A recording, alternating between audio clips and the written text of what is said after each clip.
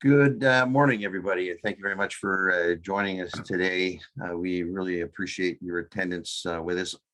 I'm Rory Ring, the Sault Ste. Marie Chamber of Commerce CEO, and I'm very pleased to have an outstanding panel with us today around creating Indigenous prosperity and leveraging our natural resources, not just here in Northern Ontario, but across Canada. I want to thank CAP for our sponsorship today. Without them, this would not have been able to have occurred. And once we get rolling here too, I certainly would like to thank our participants as well who have come to us through many of our connections through the Ontario Federation of Ontario First Nations Economic Development Association, but also through the Canadian Association of Petroleum Producers. And CAP is the trusted voice of the Canadian upstream oil and natural gas industry, and working to ensure Canada is the preferred source of safe, secure, reliable, affordable, and responsibly produced energy to meet the growing needs of Canada and the world. And we certainly recognize that need is being enhanced by the conflicts that we are seeing overseas. And Resource Champions is part of a series that we are partnering with on CAP. The previous one was about Canada's role in the Brave New World and how we have a responsibility to ensure secure energy supply to like-minded political entities. So democratic societies and individuals who have the same respect for the environment and the peoples of whom they serve. I want to today acknowledge that while we were holding this event in cyberspace, we recognize that each of you has a distinct territory and that we are gathered as a community. We are present on the traditional and territorial and ancestral lands of the Ojibwe people from Garden River and Batchewana First Nation, as well as the Métis peoples. The Ojibwe people are one of the three nations that belong to the historic Three Fires Confederacy, the traditional government of the Shinnebec Nation. The other two nations, as part of the Three Fires, were the Ottawa and the Potawatomi. The site where we are close to is where the Robinson-Huron Treaty was negotiated and entered into in 1850 between the principal leaders of the Ojibwe Nation and the British Crown. The principal negotiator of these treaties was Chief Shinwak from Garden River. To the Shinnebec people, this sacred and spiritual place has been known since time immemorial as Bawating, and the Rapids has been the gathering place for time immemorial. We wish to honor the original people of this part of Turtle Island as we recognize their homelands in the spirit of partnership and reconciliation. And it is in this spirit that we recognize and acknowledge the significance of the land acknowledgement as our way of demonstrating and understanding the sentiments and the principles of truth and reconciliation. We encourage our business community to commit to the Truth and Reconciliation Call to Action 92 and to be an ally for our Indigenous brothers and sisters. Miigwech. So without further ado, because we have, I think, a very exciting lineup for us today, and I'd like to introduce, for those of you who may not know, Michael Fox. Michael is President and CEO of Indigenous Community Engagement, ICE. Michael is the President of ICE and is one of Canada's leading national Indigenous firms specializing in community, consultation, facilitation negotiations, capacity building, and enterprise development. He brings a wealth of experience in structuring projects and financing for both industry and Indigenous clients. He obtained an honors degree in political science with a focus on Aboriginal law and resource development, and has an MBA with a specialization in social enterprise. He is a certified professional facilitator, a certified change management practitioner, and a certified professional Aboriginal economic developer. He is the co-chair of the Indigenous Affairs Committee for the PDAC or PDAC, and is the co-chair for the jury panel for the Progressive Aboriginal Relations Program at the Canadian Council for Aboriginal Business, where he was a board member for 6 years. He is a believer in higher education and has taught university courses to share his professional experiences with the next generation of Indigenous business leaders. He's originally from Winnipeg First Nation. He is currently a candidate for a doctorate degree in business administration. And Michael, I apologize if I did not get your home nation pronunciation correct. But let me introduce Michael to you. Michael, if you want to come off mute, and Michael, be our moderator for today's session. I encourage folks to use the chat box. If you do have any questions, we will be monitoring the chat box for any of your comments, but also if you have some questions. Also, we're a relatively small group, so if you want to raise your hand and give us time to identify you, then we can ask you to unmic and ask the question directly. So thank you very much for everybody in attendance. And Michael, the floor is yours. Thank you. Can you guys hear me? Yeah, excellent. Very good. What Jay? And welcome everybody. Great to be here with a stellar panel from across the country, and a panel that's worked across, not just from across the country, but worked across the country, what we call Turtle Island. I wanted to welcome the audience, some of whom I know, I could see, and worked in the many Indigenous spaces that the panelists worked in as well. In particular, those from the West who's joining us early in their day, and those on the East side who's sharing the lunch hour with us. So I think what we'll do is do a quick intro. I'll let the panelists introduce who they are, what they do, and what organizations they're from, and then we'll jump into the questions. So maybe Jason, you can go first. So good morning, Jimmy Gwetch, for the opportunity to be a part of the panel today and chat with everyone. So yeah, Jason Thompson, a very proud member of the Red Rock First Nation, coming to you from the traditional territory of Fort William First Nation in the Robinson Superior Treaty area. I got in business about 14 years ago doing health and safety training under the Superior Strategies banner, and have definitely expanded a lot over the last number of years. We've got our own private brand of workwear, the Warrior Workwear brand. Launched Warrior Supplies, have an office supply company called Warrior Office. Recently launched Warrior Engineering, which is a full service environmental, geotechnical, and civil engineering company. And we are our own company. We're not the front for anybody. We get those questions a lot. I'm very proud to say that 100% of our staff on Warrior Engineering are Indigenous people. So very much advocates for inclusion. We've grown from a company of 6 employees to about 40 employees. I'm very proud to say that majority are Indigenous, majority are female. So if I'm saying it, I'm doing it. I'm not talking for nothing.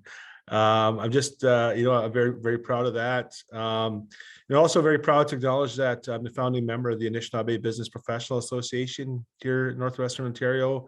And also very proud to acknowledge that I'm the incoming chair of the board for the Thunder Bay Chamber of Commerce. So miigwech again for the opportunity. I look forward to chatting with everyone. Thanks, Jason. Karen?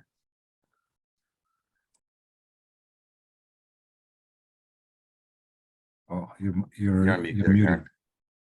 Sorry, I was talking away. Good morning, everyone. I'm zooming in from the traditional territory, unceded territory of the Stolo Nation. I thank them for allowing me to conduct my business on their territory. I'm the CEO for the First Nations LNG Alliance, an organization that I founded in 2015 during my tenure as the former chief of my nation, the Wet'suwet'en First Nation. I'm also a former council member from our nation. Just recently completed my MBA with SFU, the Indigenous Business Leadership Program. Also have a background, 23 years of working front lines in various capacities as a social worker. So I've been involved with our economic development for our nation. We've had to act fast and build our economic development corporation and start to get out and get joint ventures with different partners along the Coastal GasLink pipeline. So so I've done a lot of work working with our nation in relation to the economic development. So I look forward to this panel. Ms. Sai. Excellent. Thank you, Rich. Rob? Morning, everyone. Rob Furlonger here, Executive Director for the Ontario First Nation Economic Developers Association, coming to you from the traditional territory of the Chippewas of Rama First Nation. I spent, before I became Executive Director for OFNITA, I spent 6 years on the board, 2 on the executive as the Vice Chair. I was also the EDO for Rama First Nation for more than 12 and a half years, where I managed 10 businesses with over 100 employees. I also served as the chair for both the Aurelian Area Community Development Corporation and the Tourism Destination Board in the Aurelia region known as Ontario's Lake Country. Let's give you a little bit of background of OFNITA.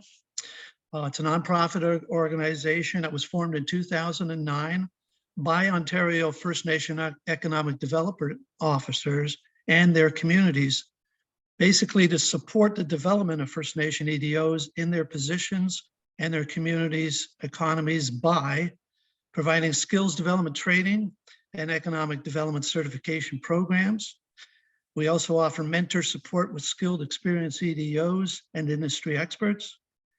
We also provide tables for financing access to government programs and initiatives, as well as connections through the AFI programs.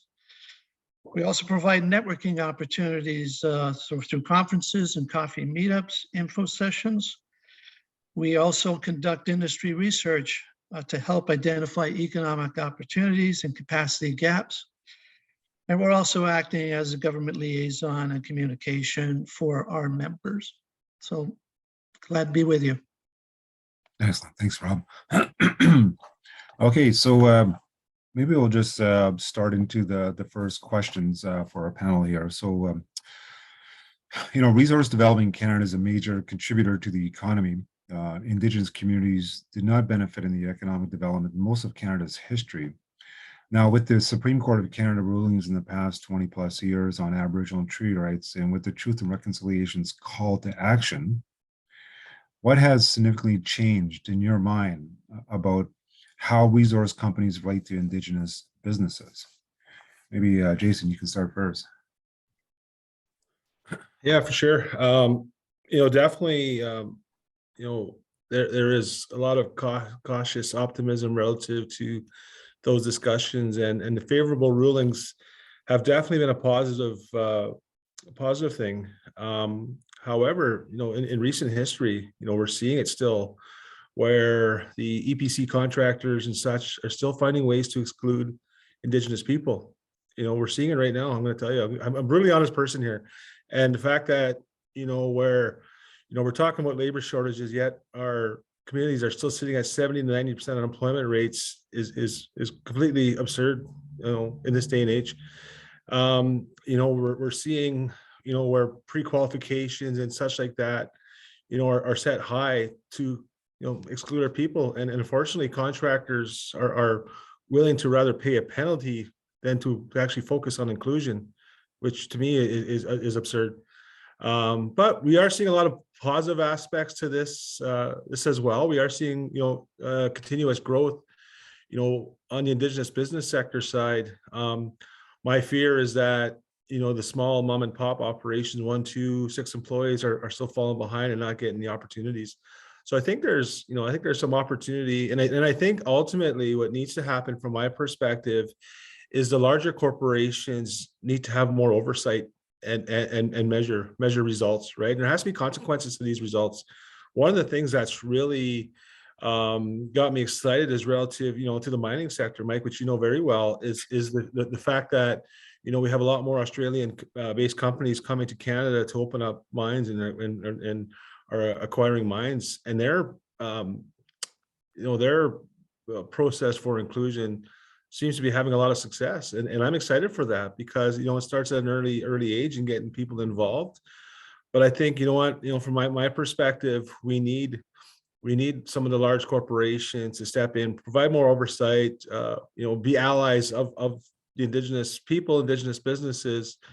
I've always said I'm not looking for a handout, I'm looking for an opportunity. and I don't need anybody to come in and save me. I need allies, and I think we all need allies to sit there and go, you know what, we want to build capacity. It's not through cutting a check. Cutting a check is not building capacity. It really is not. You know, we don't want to be patronized. We want to be inclusive. We need to build a better path forward. I am excited because I think, you know, the recent rulings helps, you know, really lay the groundwork. But I think it's also important that, you know, the partners are true partners, right? I've been married, 26 years. And I said, if I only brought my wife out when I wanted her to join me for dinner, I wouldn't be married for 26 years, right? A partnership is work, and a partnership is growing together, learning together. And sure, we're going to make mistakes, but, you know, that's a big part of it. So I hope I answered the question. Big Thanks, question. Jason. Karen, any thoughts on that? Well, I think just in relation to the question about the Canada's history of really excluding First Nations, I think Section 35 of the Constitution really comes into play in relation to consultation and accommodation. Back in the day, at least here in BC in the 1950s, once we were put onto reserve lands, resource development just took over. Pipelines have been put in the ground without absolutely no consultation, no accommodation, no benefits were going back to our communities. So now we have there's no way to bypass any Indigenous community, especially here in BC. Out of the 600 First Nations across Canada, 200 are in BC. So you cannot bypass any Indigenous community because you're on somebody's territory. And so in this day and age, it would be remiss for any resource development company to go and not speak to Indigenous communities. So, and I really believe too that with some of the opposition to some of the pipelines that have gone on, that really brought some highlight. It brought Indigenous people's issues to the forefront, because not a lot of Canadians knew the history of what happened and transpired with Indigenous people. So this was I always like to try to take something positive out of something that may potentially be viewed as negative. And I see that it brought our issues to the forefront. Why are some of the Indigenous people opposing these pipelines? And why we need to be paying more close attention. So I think that no companies or industry can come through any territories without consultation and accommodation to Indigenous people. Thanks. Rob, any thoughts on that question? Well, I certainly agree with what Jason and Karen were talking about, and I think there has been progress being made significantly for sure. However, I think there's probably more that the governments can do to basically offer more incentives and policy to foster more partnerships with First Nation communities. Whether it's tax benefits or incentives for workforce development within First Nations.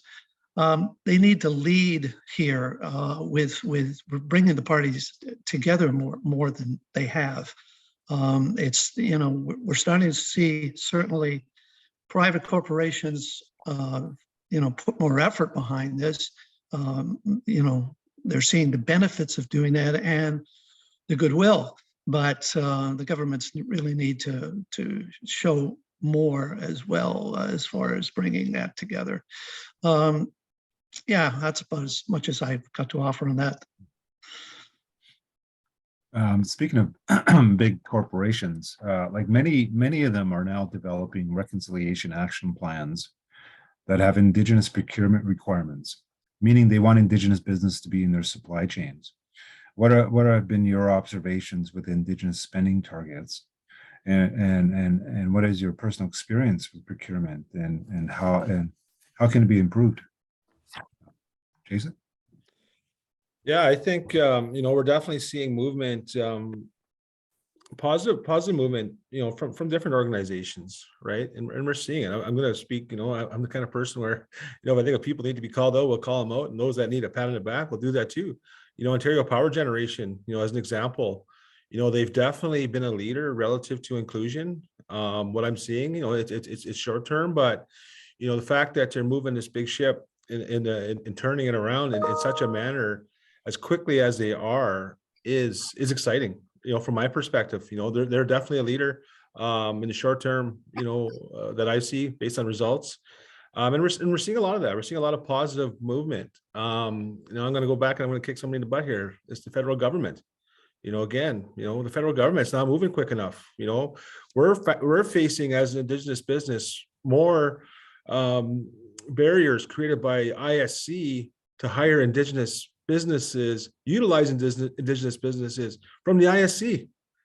This is the group that's supposed to be working with us, and they're creating barriers for us. That's the most frustrating thing out there, is that when the ISC, who's supposed to be in a place to help us as Indigenous people, are creating barriers when they know they have a 5% target, right? Is frustrating. Is literally frustrating. It's very frustrating. And I'm always of the perspective that you're either going to go all in or don't go at all. Because if you're only going to go part way and stop, please just move along, because we don't need it, right? I think ultimately, I remember I got into the supply business, about 5 years ago, roughly, before COVID, and I was like 3 months out from closing my doors because I was on a call from, I'm very active in the Chamber of Commerce and hearing calls across Canada. Where are the Indigenous businesses? Where are they? Right. So I'm getting added to all these vendor lists, and I'm like, yeah, I'm on a vendors list. Never seen an opportunity to quote. Never, ever. Weren't winning. Weren't getting feedback. Right. And I was probably, honestly, about 2-3 months off from closing my doors before COVID hit. I was very fortunate enough that, we were able to access masks and hand sanitizer and wipes. That changed the path of our business and allowed us to grow. Right. And demonstrate what we've been able to do. But I think ultimately, at the end of the day, if you say you're going to do something, do it. If you're going to put what gets measured gets done. And if you're going to say it, do it. Put some targets out there and hold people accountable, because oftentimes we see it when it's impact benefit agreements or whatever the case may be.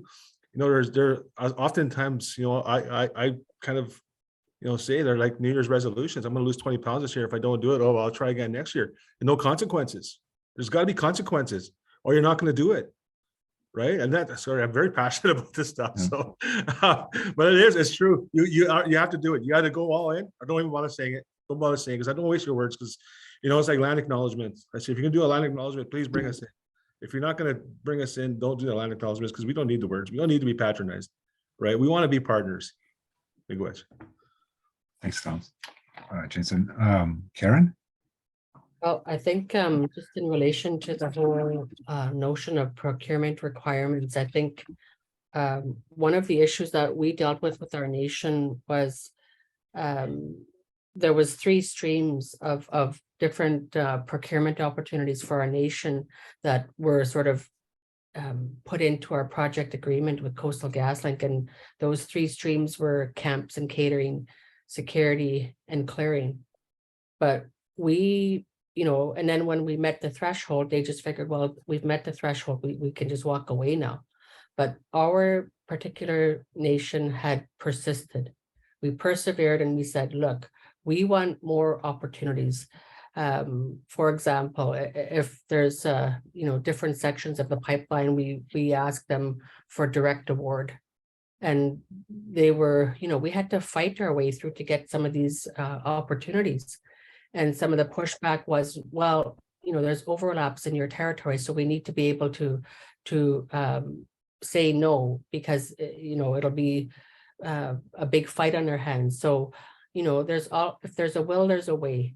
So we would work with those nations that were considered having overlaps in our territories, and we would partner with them and say, look, we're working together. We want this opportunity provided to us.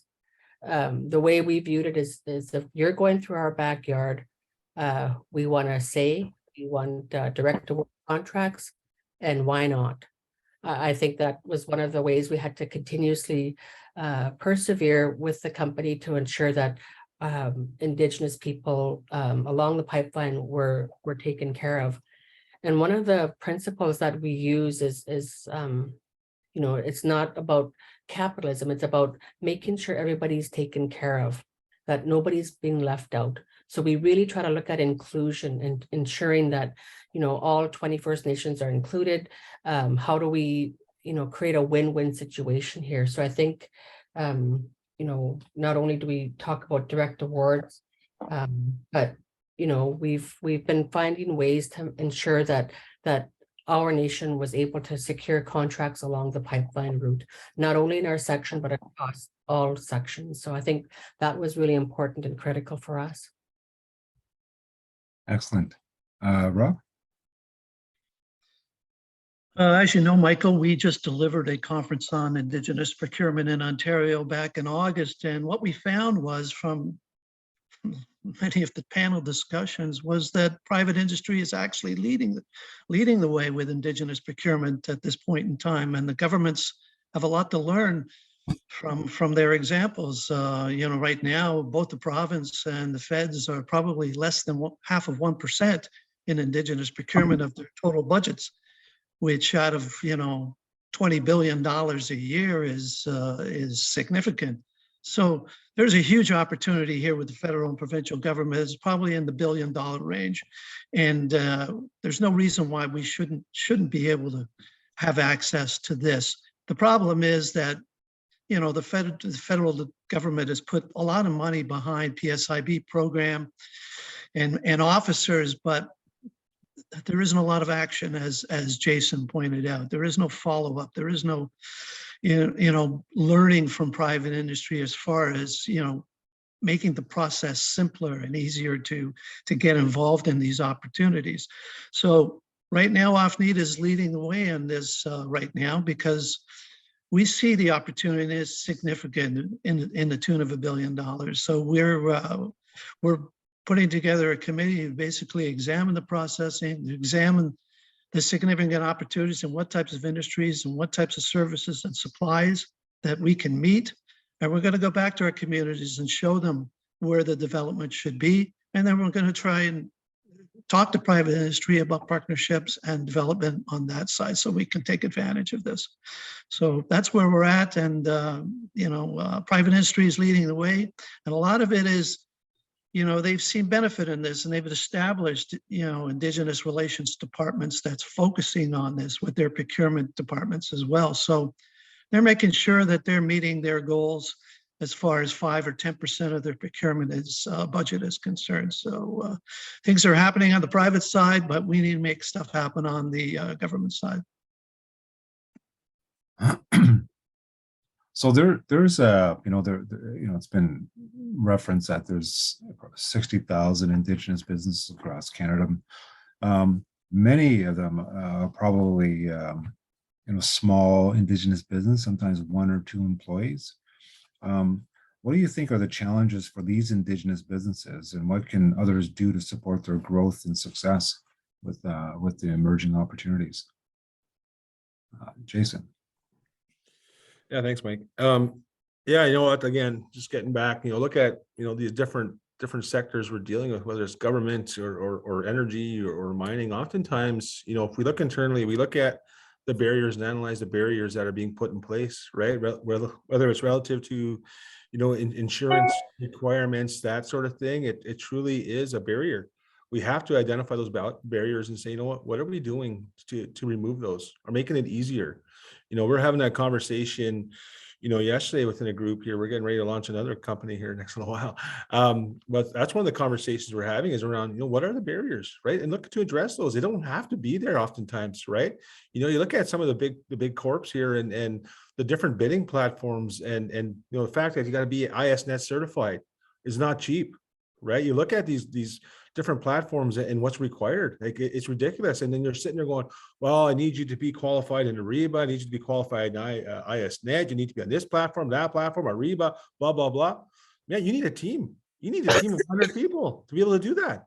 And who has that? If you're mom and pop, 1 or 2 people got to been excluded for so long, right? That's years of information and experience that's needed. And if you don't have the access to the capital, you don't have access to the resources, oftentimes you're just going to go the other way and say, I'm not going to waste my time. Right. And that's what's happening. Instead of, companies putting, resources together to help support the Indigenous people. I've always used this analogy, and I've always say, any organization that creates an Indigenous relations team and doesn't give them the authority to issue POs, have ultimately just made that marathon a lot longer for our people. I say, because, we're sitting there talking to the Indigenous relations people, not talking to the procurement folks. And often I've been there. I've been there for 5 years, dealing with one organization. I'm not going to say names, not getting anywhere. I go down and talk to people and let them believe I'm going down the right path, but nothing happens. There's no action. Even being told before, well, you have to stay on me. That's your job to stay on me. Like, all right, then. Okay. But that's really it. You got to eliminate those barriers. Sit there and have an open conversation and say, what are these, and can they be changed? Can we eliminate these barriers? Is it necessary to have these barriers in place, right? Or what are we doing to support? I've always been of the opinion, as an Indigenous business person, I don't want you to minimize the standard for me. I want you to help me to obtain that standard, whether it's RAC certification or whatever the case may be. I want to achieve that certification. I want to achieve that standard, right? Don't reduce it for me, but help me get there. Help me so I can meet that standard so we can be successful, right? Like I said, I never wanted anybody to give me anything other than an opportunity. And if I fail, please help coach me so I can learn. I don't expect to win every opportunity, but give me a chance to learn. And again, that's always been my perspective. I think, again, we have to be flexible in working with our people, because again, we've been excluded for such a long time. And I think now is the time to change. And I think, that's really the beauty of having these conversations today, is that, there's an opportunity to change. We're all changing, right? And that's the beauty thing about life in general. We can change. We don't have to stay that path, right? We can change it all. So again, thank you. Thanks, Jason. Karen, any thoughts on the small businesses and how we can help them? Well, I think one big glaring piece that I see is in relation to capacity building. I think that, all too often we look at the glass as being half full, instead of saying, well, these guys don't have anybody to do this piece for us. Look at, we have to start looking at things from a strength-based perspective, and looking at working with these Indigenous businesses and saying, how can we help? And we have to sort of start thinking outside the box on how we're going to help these small Indigenous businesses to succeed. Everyone on this call has started somewhere. Somebody has given us a break somewhere. So we need to be doing that with our Indigenous businesses. It's across the board, especially now. I'm sure it's that same way in Ontario, where across the board with different businesses, we lack staff and the capacity. So now we have to start from scratch and start building those businesses up. One thing that I think of is seconding mentors, helping them with whether it be the bidding process or project management or what have you. I think we need to start thinking outside the box to help empower those First Nations to build their capacity. I always promote the SFU MBA program, because I think they have indigenized that program. They've decolonized it so that Indigenous people have access to post-secondary opportunities. And I think we really need to look at what's right and how can we build upon what's already there. And I think that's really important and critical for businesses. And that's how we get started. That's how we build relationships. That's how we build trust. And I think, I just firmly believe that every one of us started somewhere and somebody gave us a break. So I think we just try to look for those win-win opportunities. Thanks, Karen. Rob, any thoughts on this? Yeah, I would agree with both Jason and Karen on this issue, that the requirements and the barriers are significant for small Indigenous businesses. They just don't have the capacity and the staff to be able to meet bidding deadlines within like 2-week timeframes at times, which is all the notice that you may get. And you have to drop everything else to be able to submit a bid on something that you may not get. And it's tough, and people are just trying to run their business on a day-to-day basis. So yes, I agree with Karen that I think we have to establish other resources to help small businesses, take advantage of some of these participation opportunities with whether it's filling out bidding processes or applications, or trying to simplify the bidding process and requirements for Indigenous businesses by negotiating this with private large corporations as well as governments. So yeah, it's a capacity issue and it's a requirement issue that's basically, keeping our small businesses at bay as far as getting involved. So yeah. Thanks. So you guys are all working in different sectors, I guess. What do you think are the main benefits for mainstream businesses to collaborate with Indigenous enterprises, given your context, industry, or area of focus? Jason? Well, I think ultimately, I've experienced it here where I don't think, mainstream Canada really realizes our reach into communities, right? The fact that, we have such a large network of people, and, I think that goes lost, right? Because oftentimes it's a very narrow-minded focus relative to Indigenous business. Well, you can only do this or you can only do that. No, hold on here. We're working collaboratively, like even for us, we're a training company, we're a supply company, we're an office supply company, we're an engineering company, right? And the fact that, we hire people from, I got employees here from Nawash First Nation and Fort Hope and Gull Bay and you name it, right?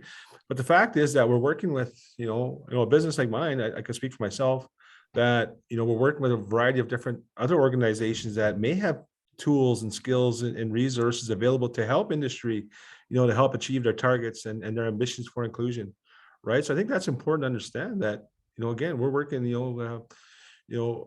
our network of people within the Indigenous community are often strong. And I don't think that's being capitalized and taken advantage of to the full extent. That's what we do. A recent energy project just wrapped up here, and local mine was looking for workers, and I had the fortitude to sit there and say, hey, this group of people just finished building towers for a local energy project. You need laborers at the mine. Hey, they've got the health and safety skills. They've got the taste of working in a camp job. They got the taste of making some junius. They're happy to get to work, right? Here it is, very transferable. And some of that stuff is as clear as day and as simple as day. At least for me anyway, that's the way I think. I'm a bit of a fool, but that's, I think, ultimately, that tie into the networks and the reach that we have as Indigenous businesses is far greater than anything. I shared the other day, and I was talking to Enbridge, the folks at Enbridge. I'm like, you know what? I said, they want me to grow my business. I'm happy to grow my business. I said, but my goal ultimately would be to open a warehouse in one of the communities down in the greater Toronto area. I said, you tell me what supply company is talking to you about opening a warehouse on Indigenous land in the GTA. I don't think too many, right? And that's the way I think. I know we still face a lot of lateral violence within our communities, and I understand that, and I don't blame our people for that. I don't, but it's about bringing people with us and say, you know what, I've had success. I want to help educate and share my knowledge and experience. And you may not get it today, but hopefully a little ways down the road you'll get it, and you'll start seeing the successes and really taking advantage, right? And that's the way I think. And I think if industry starts to realize that, again, and no disrespect to the craft makers and snowshoe makers and stuff like that. We have a vast of different businesses that we operate, we run, we invest in, right? Just look outside the box, right? I've always called myself, I'm the person that likes to break down these silos. I don't believe in silos. I believe in being the conduit to greater opportunity, and that's truly what I believe. Like I said, we have to think differently. Private and public corp have to think differently around how they include us as Indigenous people, and it's really come at it with an open mind to say, where are the benefits here, and then how can we really improve upon those? So, thank you. Thanks, Jason. Karen? I think what I find that's really important and critical right from the get-go to the end of the project and even beyond is relationship building. I think trust is probably the most critical component of that, because once you've built that relationship, once you've built that trust, then you can go a long way with that particular First Nation. And I always, speak from my own experience with my own home community. With Sault Ste First Nation is a small community, and not a lot of nations have their economic development business arm attached. So what we've had to do is we've had to be creative and innovative and think outside the box. When it came to these joint venture partnerships, where we lacked capacity, we partnered with companies that had the capacity. And what we have done was, well, we'd like to train our own members. How can we train our own members to do this business? So that's where that whole piece of mentorship needs to come into place. Some of the pushback that we got on some of the projects was that, well, this is short term, this is fly by night projects. What we pushed for was employment and training. We wanted trades for our community members. We wanted them to work towards a red seal.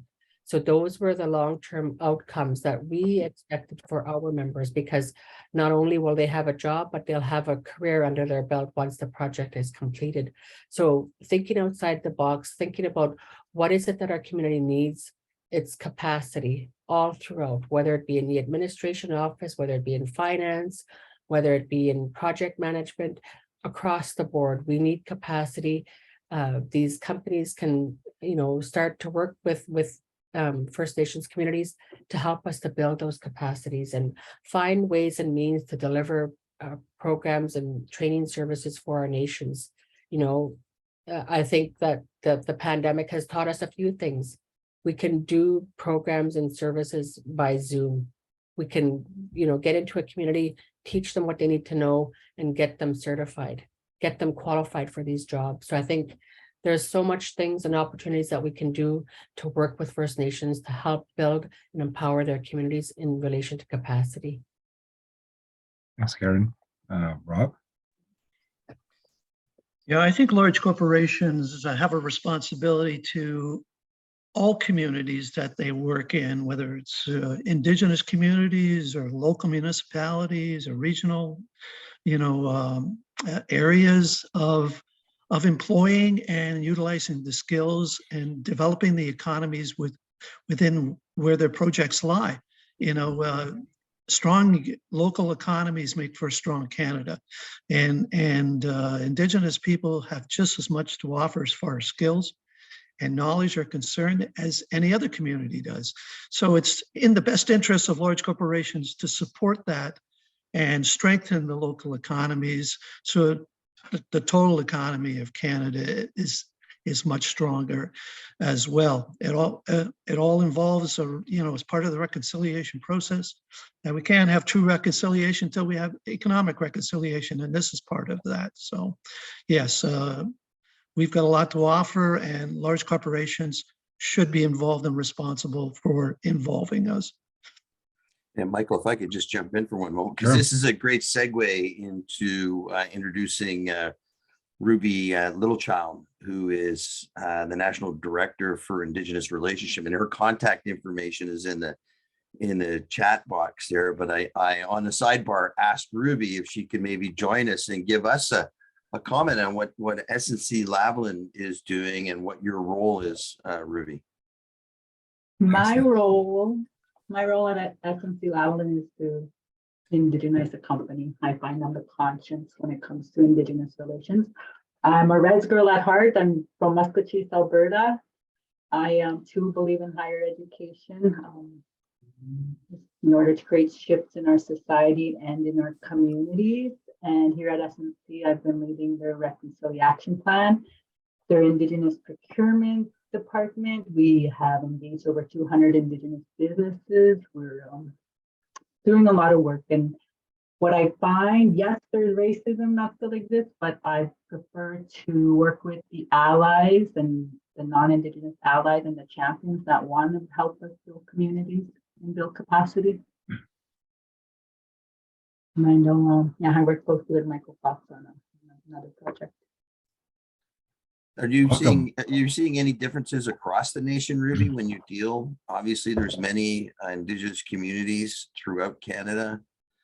And I see differences. I see how governments, for example, here in Alberta, I just recently was appointed to the Alberta Indigenous Opportunities Corporation Board.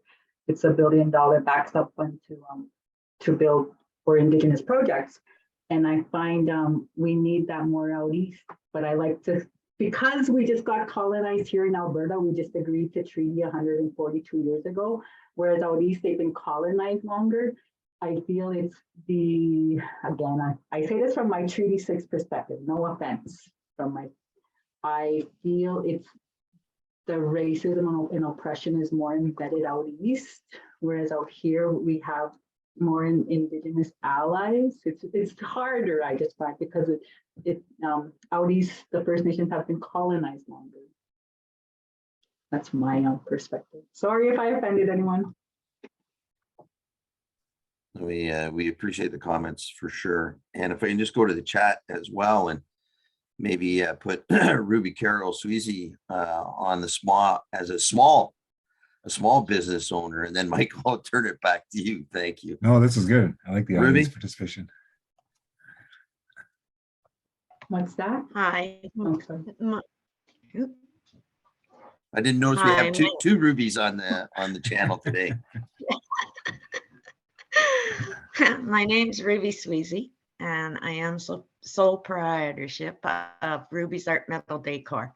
I'm a welder. I took 2 years in Sioux College, and the reason why I took the course was because I always wanted to weld. That was just part of my heart, I guess, in my heart.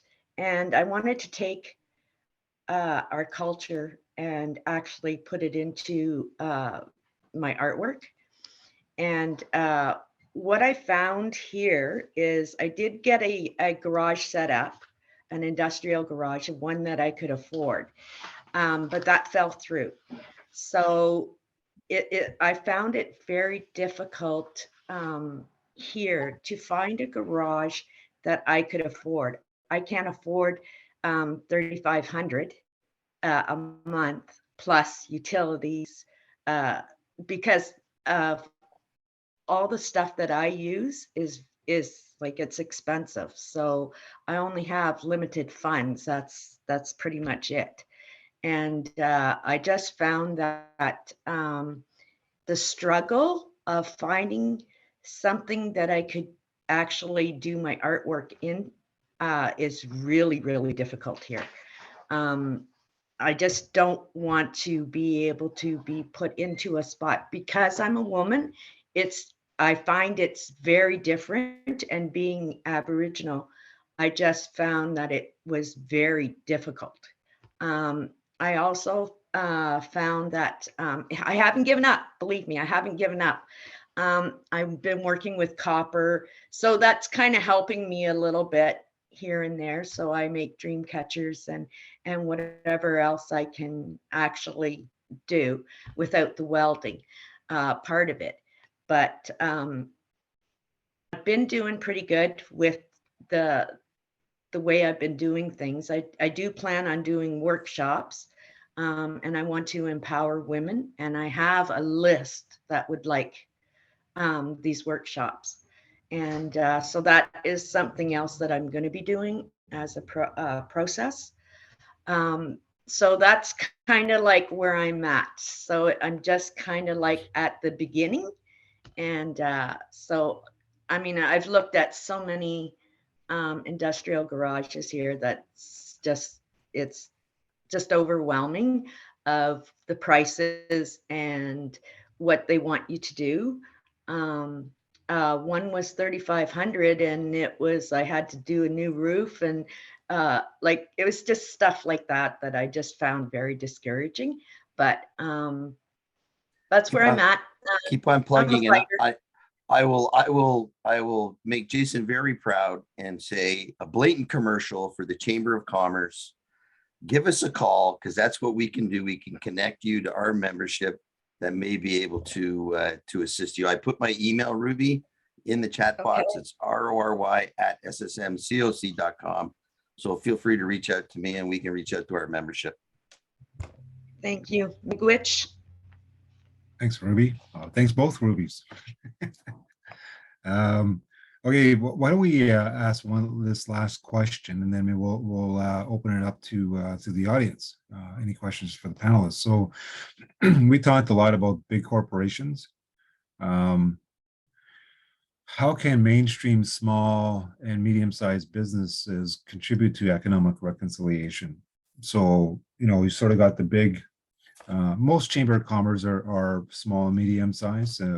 So what's your thoughts on how they can contribute to economic reconciliation? Jason?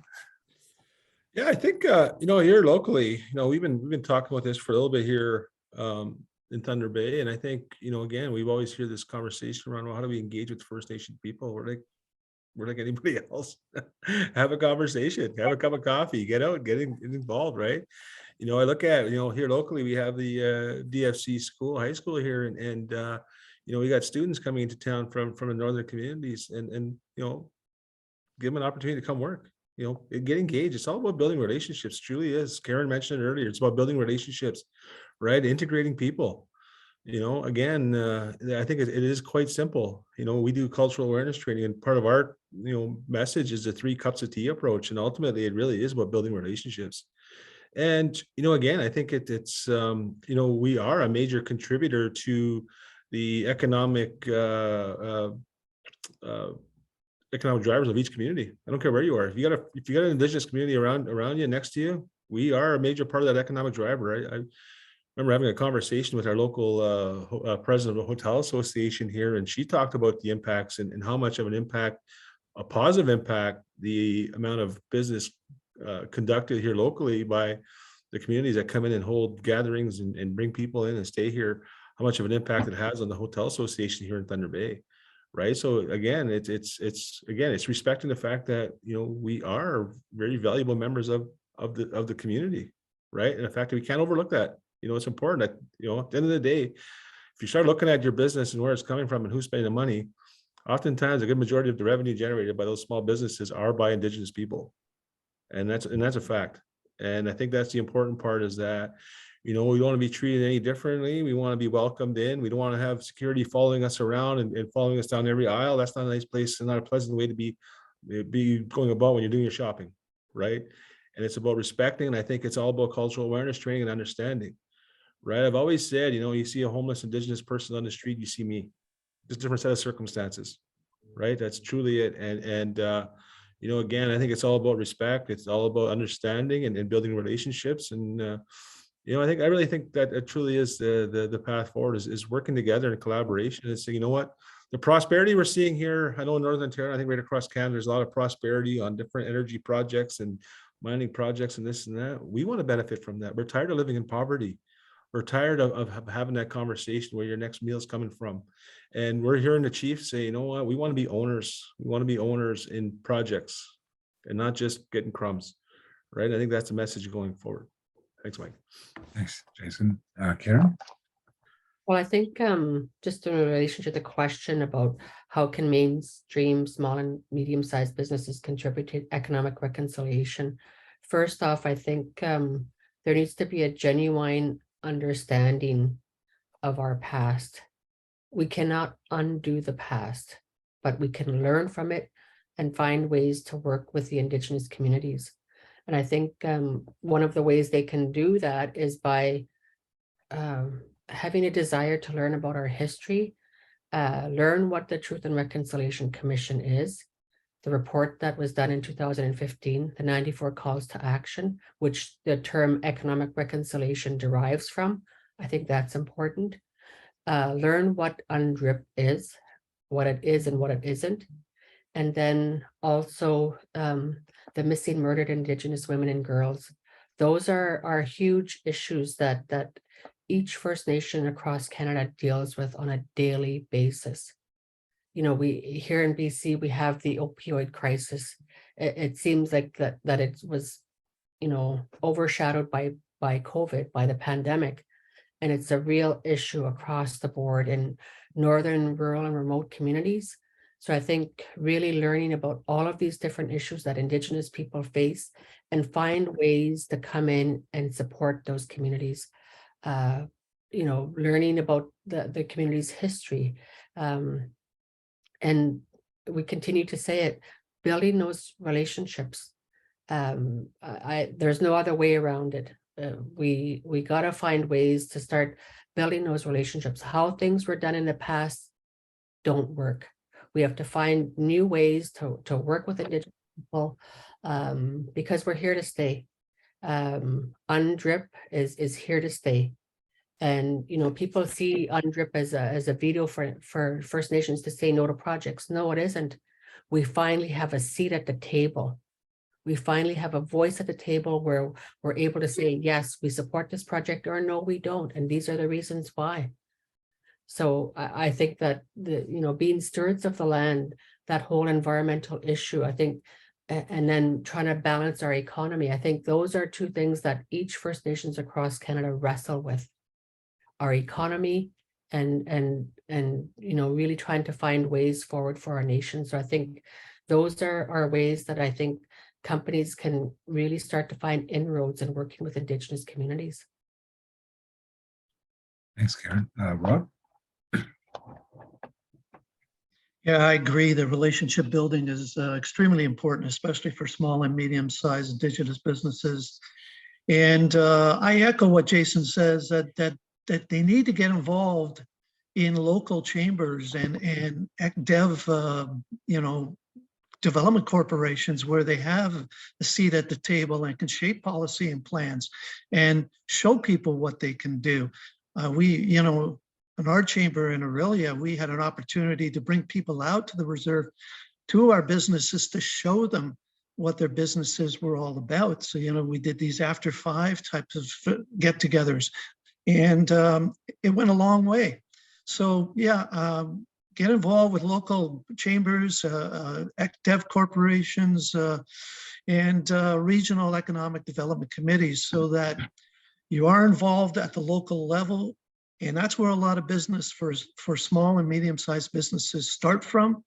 And then it opens up other opportunities. And large corporations come in with projects, they go to the chambers, they see what local talent there is, and they start working with them. So you need to be there, you need to establish those relationships and those contacts and make them work. Thanks, Rob. So how much time do we have, Roy? Yeah, we're pretty good. We've got 27 minutes, and we want to open the floor, I think, Michael, now to some questions. But as people are just thinking about their questions, I'd like to do a couple of introductions, and I'll encourage everybody in attendance to take their videos off. And as we want to be able to open up the discussions to the group. So just in attendance, I just want to recognize that we have from the Ontario Chamber of Commerce, Sarah Fegelman. Sarah is lead on the Ontario Chamber of Commerce's Economic Reconciliation Initiative. So we certainly want to recognize at a provincial level that there's really terrific movement in this direction as well. Also, newly elected councillor, Sunny Spina with N1 Solutions, that does a lot of work in the resource sector here in Northern Ontario and Sault Ste. Marie. Sunny, welcome. I appreciate, and we hope that you can carry some of this messaging into your dealings with our local council and municipality. And of course, CAP, we have Josepha Muggelson, who we deal with, who's supported this, as well as Rob Kopecki. They're joined us today in support of this very important discussion.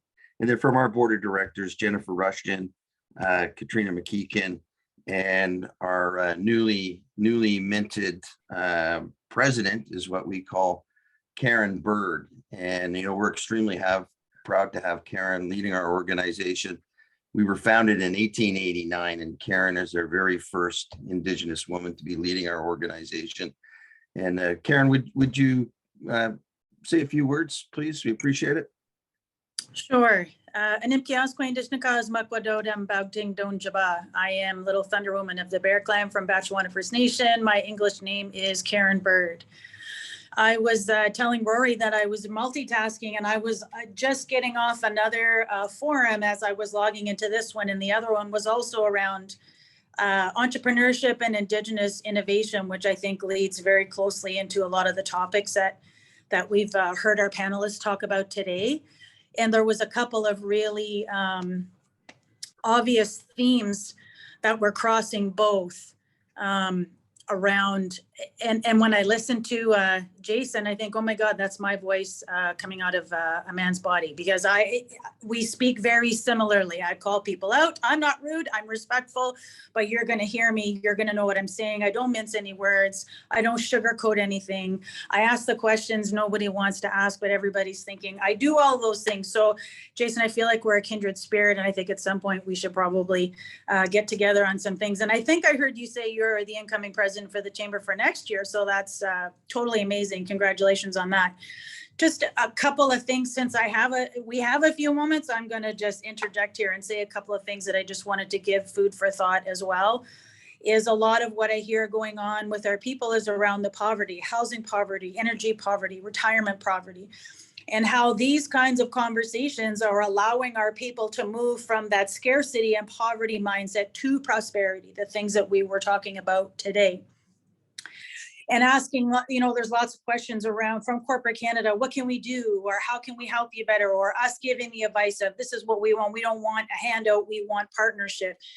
And I think there are some fundamental things that as our own people, we need to focus on, but also when we're communicating to the non-Indigenous leadership of what they need to focus on. And these are three things that in my own corporate organization that I'm working in as I work in leadership circles, how I'm advising and counseling them. And number one is that you have to understand that our people are healing faster than Canada can understand. Canada in the last year or two now are just awakening their minds to the fact that residential school existed and the atrocities that happened there. Our people have been dealing with this for generations. And now that it's out in the open, our healing is accelerated. So we're working faster at this healing than you are, and you have to catch up. The second one is the money is medicine. When I talked about that shift from scarcity and poverty to prosperity, it's that money is medicine. Our people are realizing and understanding and very quickly learning how to transform our traditional ways of trade and commerce into modern partnerships, then economic beneficial partnerships, all of those things that our panelists were talking about and how we need to do those things. Our people are very quickly getting very skilled and learning how to do these things. So we're coming. And the last one, I think, is that, and it relates to the first one, is that corporate Canada needs to understand what they have to do to heal. The system itself is broken. Corporate Canada needs to work and weave into the very fabric of their policies and how they do things, thinking in a non-colonial mind, thinking how do we partner with these individuals in ways that they define, respecting how those people define how they want to partner with us. Listen to the words that we're using, giving our traditional knowledge the value that it deserves and the contribution that it can make to your organization.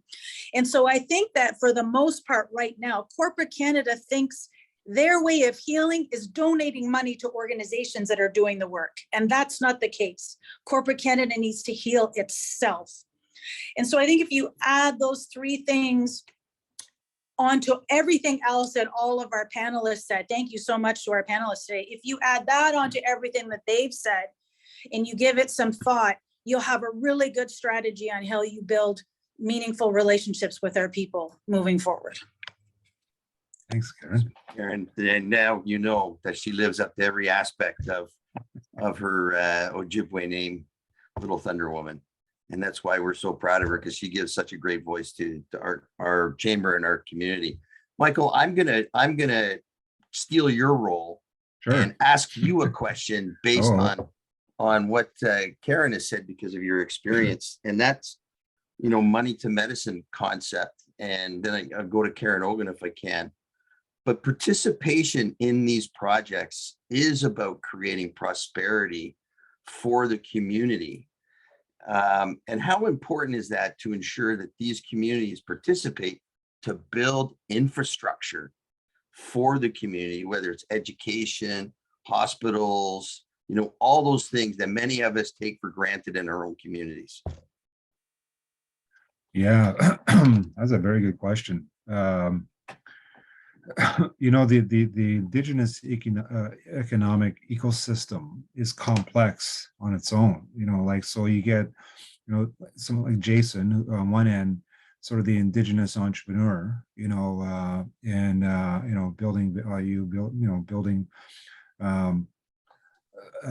jobs and all the rest, and then you have First Nations enterprises,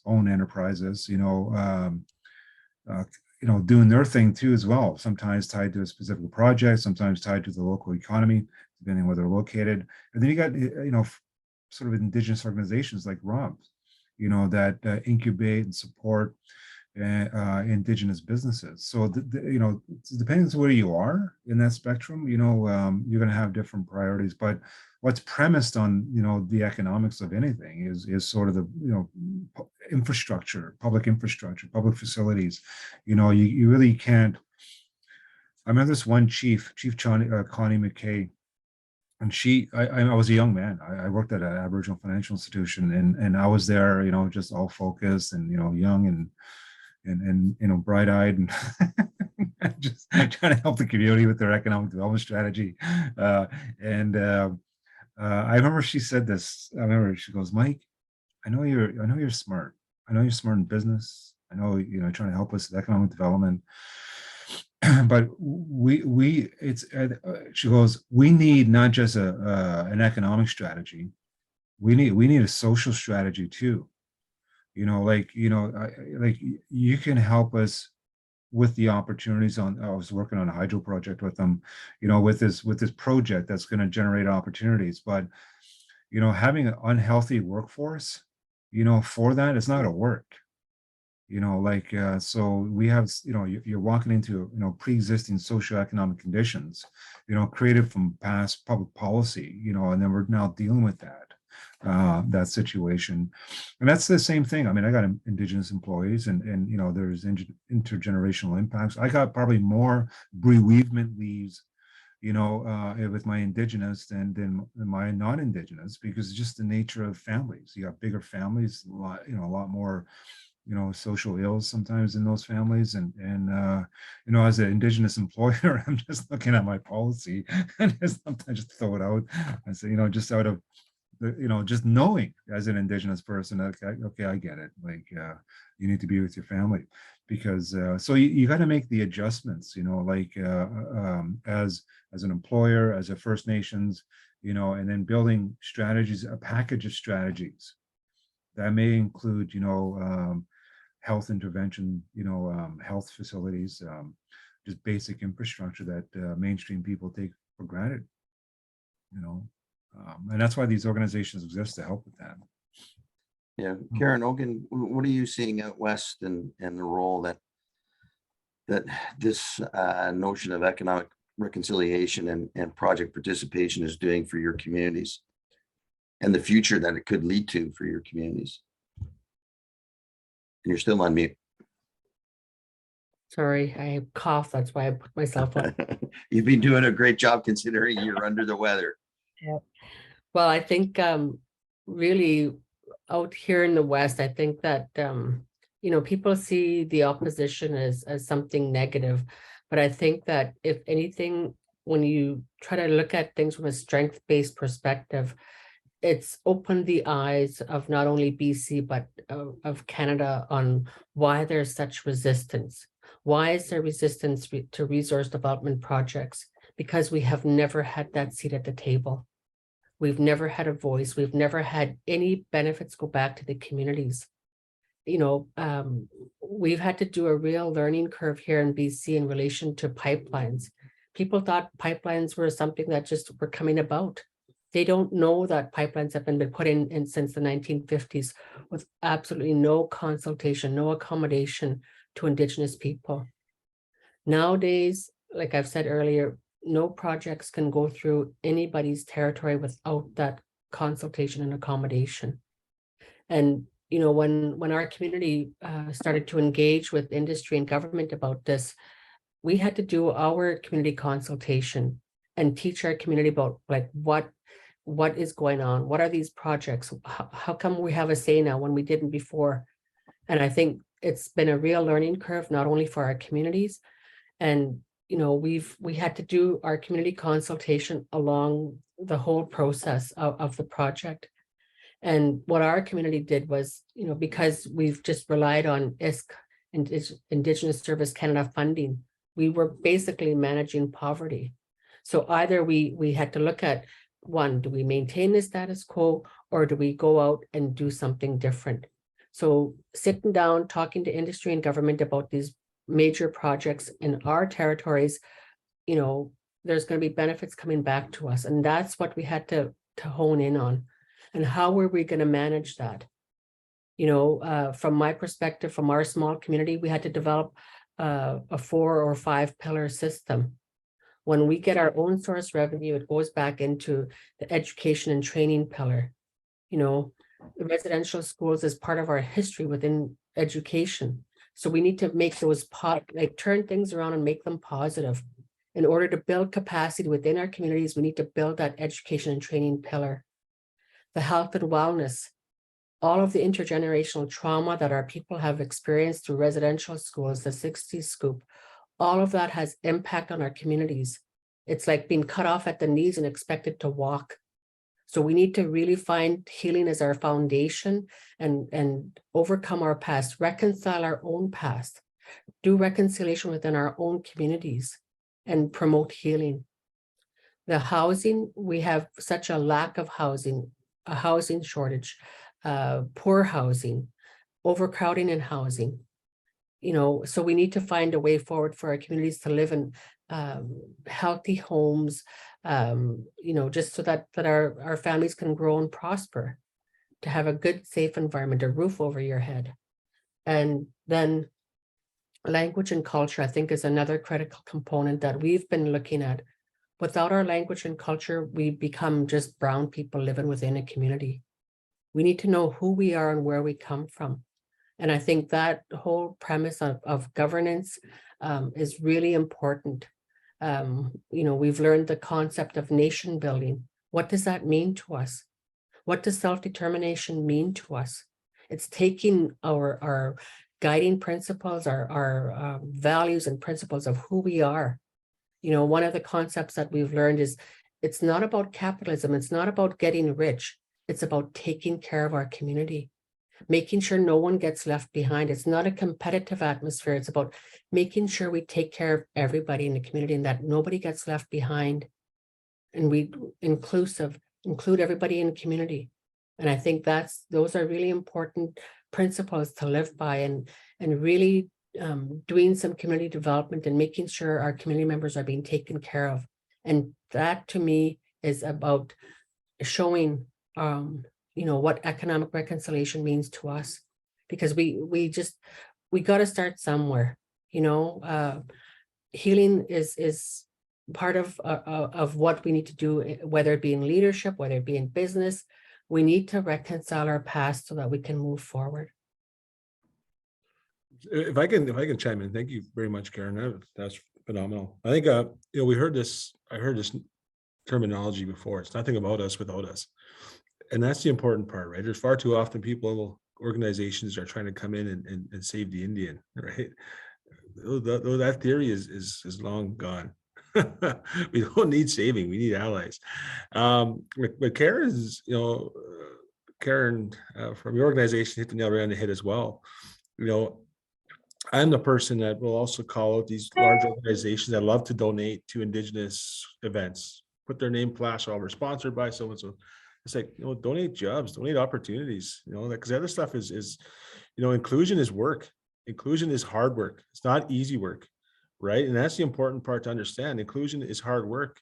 I was on a different conference panel earlier, probably later last year, and they're talking about how do we expedite the process about building relationships. There is no expediting. We've been excluded for so long. We need to catch up. And it's about education, it's learning and helping us gain the experience we need to be successful, right? It's like getting a 150-page contract and say, here, just read this 10 pages, 140 we'll keep. You don't need to see those. That's what's been going on, right? It's still happening to this day with energy projects, right? It's like, we won't share all the information with you. We just want you to come on board. You come on board, you sign this document, we're moving ahead with this project. All of a sudden at the 11th hour, we're sitting there questioning, well, what's going on? We're missing on this opportunity. We're missing on that opportunity. It's like, oh, well, better luck next time. And that conversation needs to stop. It needs to stop. We need to find the right partners. And that's the important part when, our, large corps are sitting there dictating who our partners are to us. So, you're only going to work with these guys. Well, look at their track record. It's like somebody who's harming you and abusing you, yet you're forced to go with that person. That's the challenge, right? It's like, listen to our people. We want to be prosperous. We want to live healthy lives. We want to have beautiful homes. We're tired of living in res homes where we're still hauling water, don't have access to fresh drinking water. We're tired of it. We're absolutely tired of it. And I think it's important that we have the allies that sit there and go, you know what? We want to work with you. We want to build capacity, right? We really need to. No more donations of crap. Do the work. You want to be in Indigenous relations? Do the damn work. and or get the hell out of the way, because I'm sick of it. I'm truly sick of it. You know, I'm almost 50 years old now, and I've seen in my whole life, I've seen educational institutions doing the same training program to this day that I've seen as a snotty-nosed little kid walking around the res, right? Without certification. How come these folks are not certified journeyman carpenters, plumbers, whatever the case may be? They're still taking programs. They're still doing the same training programs. I always said we're the most highly trained people in Canada that don't have experience. It makes no sense. I'm not a smart man, but I know that's not right. All right, I get really passionate about this stuff. The passion is power, my friend. Passion is power. Listen, we've got about just 8 minutes left, but I'm hoping I can go just to each of you, including yourself, Michael, just from some closing remarks. We've had some questions in the chat box that we won't be able to get to. So from Heather, I know reaching out to Miss Littlechild's, Ruby, if you're open to that, I think your contact information is in the chat box. Just recognition that, you know, there is the training out there that's available through University of Alberta, Indigenous Canada, but also the Indigenous University, Four Seasons Reconciliation, lots of different programs out there. But I highly recommend the first learning is reaching out and talking to your community, right, Jason? I mean, that's the big message there. So if I can, you know, Michael, I'll lead off with you, and then we'll go in the order: Jason, Karen, and Rob, just for some final thoughts and some comments. I've learned a lot. I like listening more than talking, you know, in these type of things, because, you know, I know several of you folks online. I mean, I think, you know, Karen Bird and Joe Gagnon and even Lindsay Kelly. I mean, these guys have been in the trenches, you know, for a long time. Guys, like so we're always, you know, in order to bump into these folks, like we're always swapping stories and you know, but the stories are getting better, you know, from 30 years ago, you know, when I started off, like, you know, it was very, you know, there wasn't a critical mass of Indigenous businesses, you know, and I think we're getting there, and then the collective learning, you know, and, you know, sort of the sharing as well is that we're now pushing the boundaries, you know, like we're not just taking what's being offered. It's like, you know, there's actually more on the table here that we deserve, kind of thing, and I just deserve, you know, we're very capable of doing. Let's remove, as Jason said, these barriers, so that you know, we can actually get into Indigenous prosperity and use services like Karen Bird's, you know, wealth management stuff. Like, you know, that's where I want to see Indigenous communities and people go, you know, where there's an over demand for that type of services, right? And not, you know, we're still talking about, you know, homelessness and overcrowding and basic infrastructure stuff. So that's what I have. So thanks, guys. Thank you, Michael. Karen? Well, I have to say that we are in the era of reconciliation. It's in the air. It's everywhere.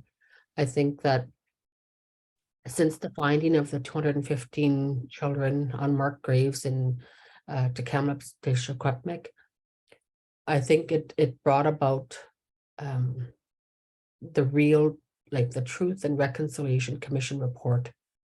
That report was done in 2015, and it seemed like it didn't become alive until those graves were found.